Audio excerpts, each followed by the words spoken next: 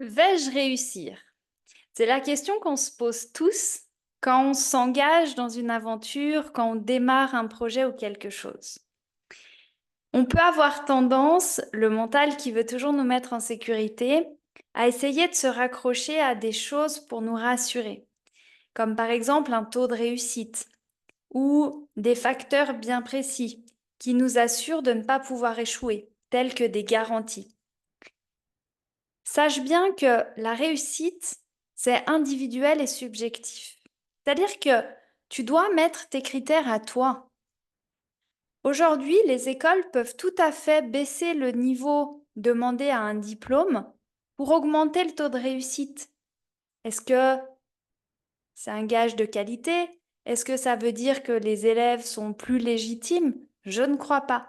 Je crois que c'est une astuce pour parler au mental et dire venez, c'est rassurant, ici les élèves y réussissent. Mais forcément, si on leur demande de faire du coloriage et de faire des maths dignes de CP, tout le monde va réussir. Donc c'est des choses qui peuvent être totalement manipulables. Voilà pourquoi nous n'avons pas chez nous de taux de réussite. On ne mesure pas cela comme ça. C'est beaucoup plus profond que ça.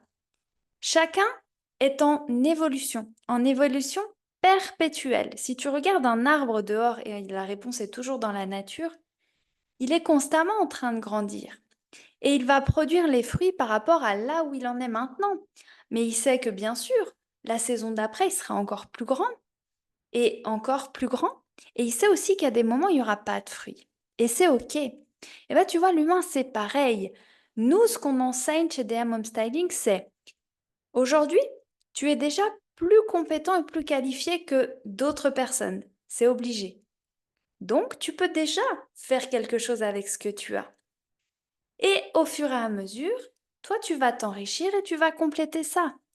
Et donc, tu vas enrichir plus d'autres personnes, etc., etc. Donc, quand tu t'engages quelque part, mon conseil, ce serait mets-toi des objectifs clairs et réalisables envers toi-même. C'est super de rêver grand, c'est important. Ton cœur et ton âme en ont besoin. Ça, c'est ta vision long terme, c'est ton big dream, ok? Et après, devant, tu dois regarder où tu mets les pieds.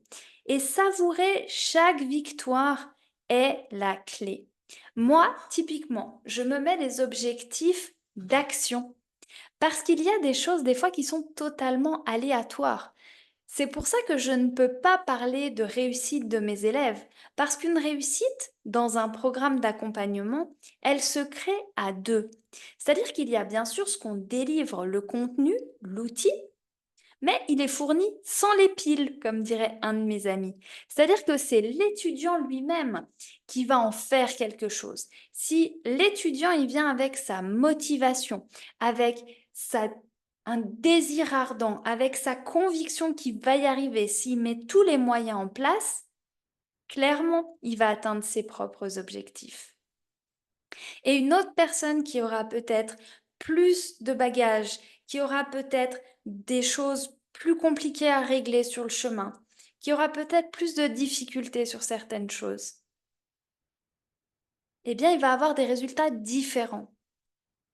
Ça ne veut pas dire qu'il ne va pas arriver à sa propre réussite. Et ça ne veut pas dire que ce sera moins bien que l'autre. Se comparer aux autres et se comparer à des critères qui remettent la masse au même endroit, c'est vraiment des choses qui pour moi sont réductrices. Aujourd'hui, la seule chose à se demander pour savoir si on va réussir, c'est de savoir finalement quelle énergie je vais moi-même engager dans ce projet. Qu'est-ce que je vais faire? J'ai des jolis points qui me tournent autour. Qu'est-ce que je vais faire moi pour réussir ce que j'estime me fixer comme objectif? Voilà la question que tu peux te poser quand tu démarres un programme. Et à partir du moment où tu vas faire comme moi, je te donne ma petite clé, ma petite astuce, parce que j'ai souvent été frustrée de cette notion échec-réussite, je me suis fixé les objectifs d'action. Et simplement, mon objectif, c'était de grandir, d'apprendre, de m'enrichir. Et des fois, on ne voit pas les résultats tout de suite et c'est plus comme une vague qui s'étend, qui s'étend, qui s'étend. Et on voit les résultats au bout et on se dit, waouh, mais en fait, c'est colossal. Ça a été le cas dans mon dernier programme. Au début, j'étais là, mais ça, je sais faire, ça, je savais déjà. Et ça aussi, c'est une illusion du mental. Il y a une vidéo là-dessus. Je sais déjà, je sais faire. Mais je me suis dit, non, je suis là pour grandir, je suis là pour intégrer, je suis là pour vivre, j'ai investi sur moi-même, c'est cool. Fais confiance au processus, fais confiance aux personnes qui sont là pour t'accompagner sur le chemin. Et le changement, il se faisait en moi. Et je voyais pas, et je cherchais pas à être que fixée sur les résultats, parce que souvent, ça aussi, ça frustre. Et au moment où j'ai vu les résultats, waouh, ils étaient énormes, ils étaient au-delà de ce que j'imaginais, au-delà même de ce que je demandais au moment où je me suis inscrite dans ce programme. Donc, lâche, lâche.